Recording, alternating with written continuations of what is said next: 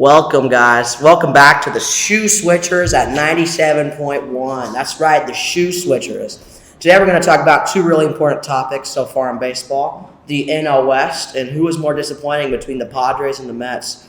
Let's start off with a recap of the NL West. John, Miles, can you talk about the Dodgers for me?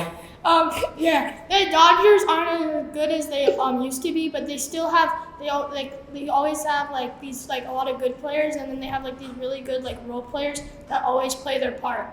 Nick, can you discuss what the Giants have done so far? Well, they've made some interesting moves. They acquired A.J. Pollock at the deadline. Duvall has really came onto his own as a star closer, and I think they can make a run at the division. What about the Diamondbacks, Miles? The Diamondbacks started off the year really hot, and they've started to cool down, but don't count them out yet. They can always make a run. Any team can make a run. Nick, what are your thoughts about the Padres? They've just been a very disappointing team.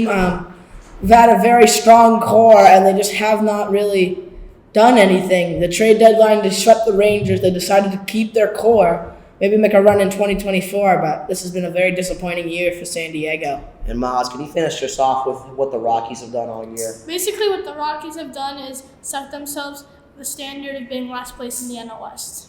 That is completely agreeable. So, between both of you two, what do you think is going to win the NL West? I think the Dodgers are going to win.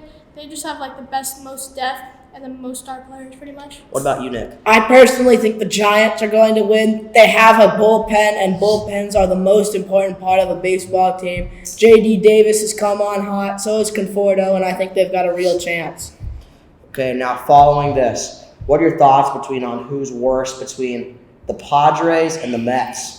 I think the Mets have been more disappointing because you saw with the Mets, they sold their two best pitchers, and the Padres kept their core, and the Mets are basically paying the Texas Rangers to have Max Scherzer and Justin Verlander going back to the Astros, and then giving then they're just basically selling everyone like Tommy Pham to the Diamondbacks, Eduardo Escobar to the Angels, and David Robertson to the Marlins, and basically a bunch of other trades. Yeah, and the Padres tried to get better in the deadline.